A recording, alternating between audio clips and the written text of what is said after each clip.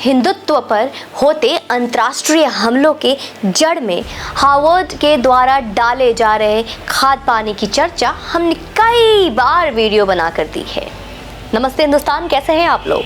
किस तरह हिंदू आतंक शब्द को जन्म दिया जा रहा है या हिंदुत्व को ही इंसानियत के लिए खतरा बताया जा रहा है। यह भी बताया जा रहा है कि कैसे हिंदू धर्म के प्रतीक चिन्हों को, भगवा को, सनातन को बदनाम करने के लिए बड़े बड़े कॉन्फ्रेंस आयोजित हो रहे हैं, सेमिनार दिए जा रहे हैं दोस्तों, सभाएं भी हो रही है, लिबरल्स प्रोफेसर्स के जर्नल प्रकाशित हो रहे हैं।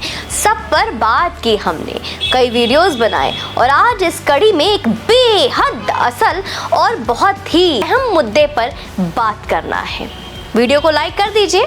आगे आज आप आजकल हर तरफ जाति की गूंज सुन रहे होंगे। हर नेता ब्राह्मण को टारगेट करके कुछ ना कुछ या तो बोल रहा होगा या अगर नहीं बोल रहा तो चुपचाप मौन समर्थन दे रहा होगा। उसमें भी उनका समर्थन ही होता है। नेताओं के मुंह से ब्राह्मणों के प्रति विद्वेष का एक प्रस्फुटन देख रहे होंगे, आप लगातार देख रहे होंगे। जाति व्यवस्था पर अदालतों के कई महत्वपूर्ण टिप्पणियों को तेजी से भुलाकर कई नई टिप्पणियों को देख रहे हो। जातियों के लिए पैनल गठित हुए हैं, ये भी आप देख रहे होंगे। भीम मीम और नए बौद्ध बने हिंदुओं के वो आपत्तिजनक शोर भी सुन रहे होंगे जो हमारे आराध्य के खिलाफ लगातार होते आ रहे। संसद अपनी जाति के आधार पर मांग रहे हैं, अलग भाषा बोल रहे हैं और अलग बैठक भी करते दिख रहे होंगे। यह सब पिछले 1 साल में लगातार और बहुत तेजी से बढ़ा है। कभी आपने ये सोचा है कि अचानक एकाएक क्यों बढ़ गया है? ऐसा हुआ क्या? आइए आपको मैं एक स्क्रीनशॉट दिखाती हूँ। पहले आप इस स्क्रीनशॉट को देखिए। इसका विस्तृत अध्ययन करने के लिए राजू मल्होत्रा की स्नेक्स इन गंगा पुस्तक को पढ़िए। जिन्होंने इस पुस्तक को नहीं पढ़ा, मैं आग्रह करूंगी आप इस पुस्तक को अवश्य पढ़ें। अमेरिका का हार्वर्ड विश्वविद्यालय इस सब का केंद्र है। भारत में जातियों की खाई को और चौड़ा करने के लिए वहाँ थीसिस लिखे जा रहे, दबाव समूह को प्रमोट किया जा रहा है। हमारी नई शिक्षा नीति तक हार्वर्ड से निकली है। और तो और मेरे प्यारे सनातनी दोस्तों, हमारी सरकार हार्वर्ड सहित विदेशी विश्वविद्यालय को सीधे यहाँ अपना कैंपस खोलने की अनुमति भी दे चुकी है। #LGBTQ और वो मुद्दा पे हार्वर्ड स्पॉन्सर है। मैं किसी जाति या समुदाय को आहत नहीं पहुंचाना चाहती हूँ, बस सच बता रही हूँ। हमारी सरकार, संस्था और नेता सब हार्वर्ड सर्टिफाइड होने के लिए लालायित है। इसलिए महाभारत पुराण में समलैंगिकता ढूंढी जा रही है और रामचरितमानस में स्त्री और जाति विरोध यह अभी और बढ़ेगा। रामचरितमानस को और टारगेट करेंगे क्योंकि अब्राह्मिक कल्चर के लिए हिंदू समाज सबसे बड़ी बाधा है, जिसे 1000 साल के शासन के बावजूद वो नष्ट नहीं कर सके हैं, कुछ हिला नहीं पाए हैं ज़्यादा। अब इसे अपने ही लोगों द्वारा नष्ट करवाने का षड्यंत्र चल रहा है, चक्रव्यूह रची जा रही है। राजा राम मोहन राय और गांधी की कड़ी है में यही है कि आज के नेता और बाबा है। हिंदू समाज चूंकि धर्म की जगह व्यक्ति केंद्रित होता जा रहा है, इसलिए अब्राहिम ताकतें व्यक्तियों को अपने एजेंडे के लिए आगे करती है। क्योंकि गृहस्थ महिलाएं एवं पुरोहित वर्ग आज भी कर्मकांड, अनुष्ठान, मूर्ति पूजा, मंदिर और इन सब चीज़ों को पकड़ के जकड़ के रखे हुए हैं। इसलिए हिंदू धर्म यह आघात बार बार झेल लेता है, क्योंकि धर्म से नाता हम कभी तोड़ ही नहीं सकते। मंदिरों के दान पर कब्जा कर पहले पुरोहित वर्ग को समाप्त किया गया, जानकारी तो है इसकी आपको। आगे भविष्य में मंदिरों में पारंपरिक पुरोहित की जगह सरकार सर्टिफाइड पुरोहित रखे जाएंगे दोस्तों, संभव है, ताकि अनुष्ठानिक परंपरा की सदियों से चली आ रही चेन तोड़ी जा सके। यह समानता दलितवाद के नाम से होगा, क्योंकि यह प्रयोग दक्षिण भारत एवं उत्तर भारत के कुछ मंदिरों में पहले ही किया जा चुका है। जी हाँ, लेकिन अब बड़े पैमाने पर सरकारी सर्टिफिकेट के जरिए इसे अंजाम दिया जाएगा और पूरी कोशिश में लगे हुए हैं।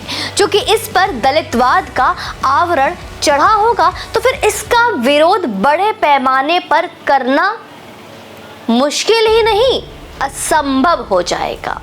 ब्राह्मणों पर हमले और बढ़ जाएंगे। हाँ, दशक 2 दशक बाद इसके परिणाम अवश्य सामने आएंगे, यकीनन सामने आएंगे, लेकिन तब बचाने को और कुछ भी नहीं बचेगा। वैसे भी हार्वर्ड भारत विखंडन के लिए 2047 तक का लक्ष्य निर्धारित करके चल रहा है दोस्तों। पैरों तले जमीन खिसक रही होगी आपकी ये बात सुनकर कि ऐसा भी हमारा भारत हो सकता है। हार्वर्ड का लक्ष्य सरकार और अदालत के जरिए अपने वोक एजेंडे को मंदिरों में लागू करना है। मंदिर केवल पर्यटन स्थल बन रहे हैं। धर्मशुचिता और तीर्थ का भाव वहां से गायब हो जाए, ताकि भविष्य में वोकिज्म वो धर्मांतरण की राह बहुत आसान हो सके। ये लगातार कोशिश की जा रही है और कई हद तक हमारी आज की युवा पीढ़ी इस बात से बहुत सम्मोहित भी हो रही है। हिंदू नेता, हिंदू बाबा, हिंदू पार्टी और हिंदू संगठन के जरिए इसे बार बार किया जा रहा है, ताकि उन पर विश्वास जमा चुका हिंदू समाज इसका खुलकर विरोध ना कर सके और वो अपने मंसूबे में कामयाब हो सके। इसमें भी उसे भारत वो हिंदू कल्याण ही नजर आए। कभी ऐसे ही राजा राम मोहन राय, महात्मा गांधी, अंबेडकर, नेहरू आदि के हर हिंदू विरोधी अभियान में हिंदुओं को अपना कल्याण ही नजर आता था और आज भी कल्याण और गुणगान ही नजर आ रहा है। इन लोगों ने भारत वो हिंदू समाज का कितना कल्याण किया आप स्वयं अध्ययन कर सकते हैं। लेकिन उस समय इनका विरोध धर्म, देश और प्रगतिशीलता का विरोध माना गया था। जरा विचार कीजिए, आज भी वही तो हो रहा है, बिल्कुल वैसा ही हो रहा है।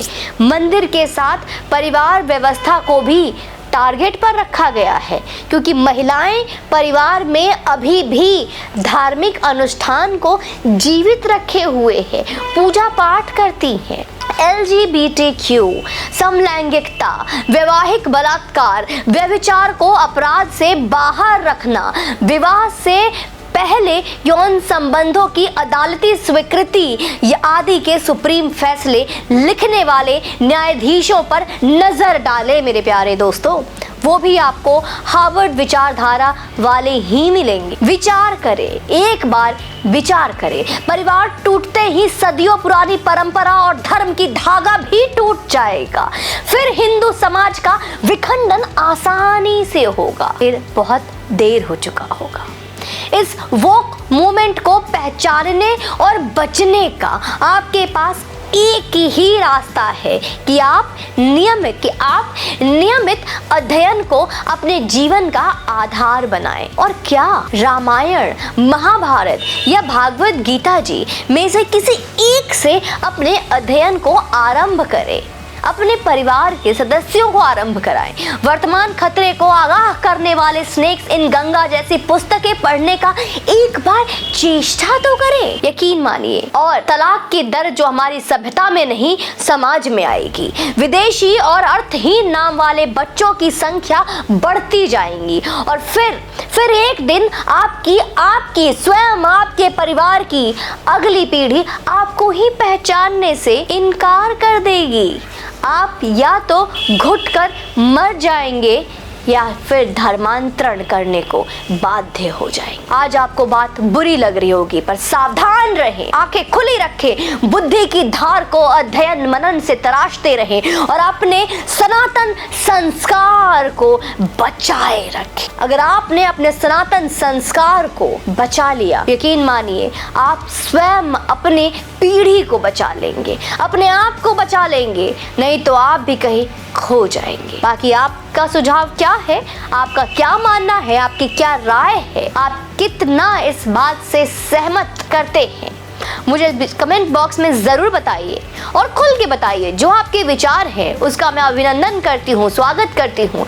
आप कमेंट बॉक्स में DM कर सकते हैं मुझे और स्वयं अपनी बातों को खुल कर रखिए। चैनल पर यूं ही बने रहें, अपनी क्षमता के अनुसार हमारी टीम की मनोबल शक्ति बढ़ाने के लिए हमारी सहायक बने। जय हिंद, वंदे मातरम।